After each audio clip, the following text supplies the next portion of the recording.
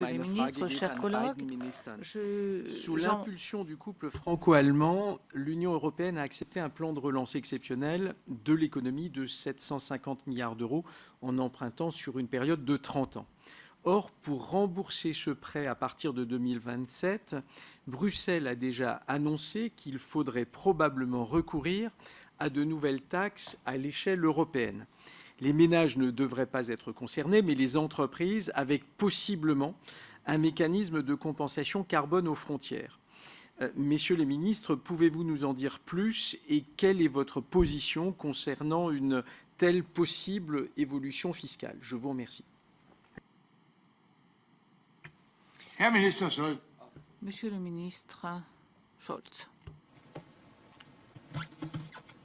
Zunächst mal ist es so, dass wir in dem französisch-deutschen Vorschlag, der ja 500 Milliarden Nous Euro avons une umfasst, proposition franco-allemande pour une haben, enveloppe de lautet, dass 500 man milliards d'euros. mit der Rückzahlung am Concrètement, besten in dieser nous pensons que le remboursement, effectivement, pourra commencer dans le cadre que nous avons indiqué par rapport au cadre financier pluriannuel.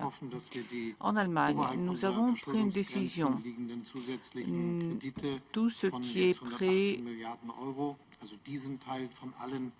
au-dessus de notre seuil d'endettement, donc 18 milliards, seront remboursés selon le calendrier que nous avons indiqué. Je sais que les situations varient d'un pays à l'autre, mais bon. Alors, tout à fait concrètement, pour les ressources propres de l'Union européenne, les own resources, je crois qu'avec les mesures qui ont été prises, on va devoir se repencher sur la question.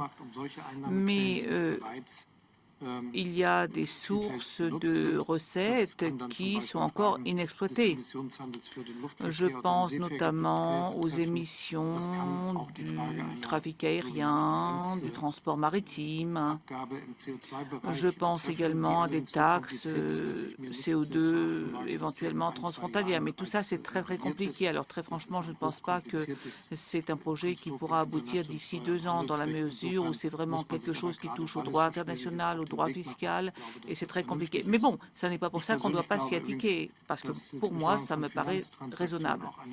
Les transactions financières, là, je pense qu'effectivement, la taxation, c'est une affaire européenne. Monsieur le ministre. Très rapidement, pour vous dire quels sont, selon nous, les 4 piliers de la fiscalité internationale du XXIe siècle que devrait défendre l'Union européenne. Ce n'est pas une fiscalité sur les ménages, c'est une fiscalité principalement sur les activités économiques.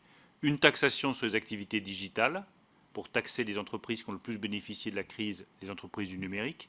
Une taxation minimale à l'impôt sur les sociétés que nous défendons avec force, avec Olaf, pour éviter l'optimisation fiscale qui est insupportable pour nos concitoyens.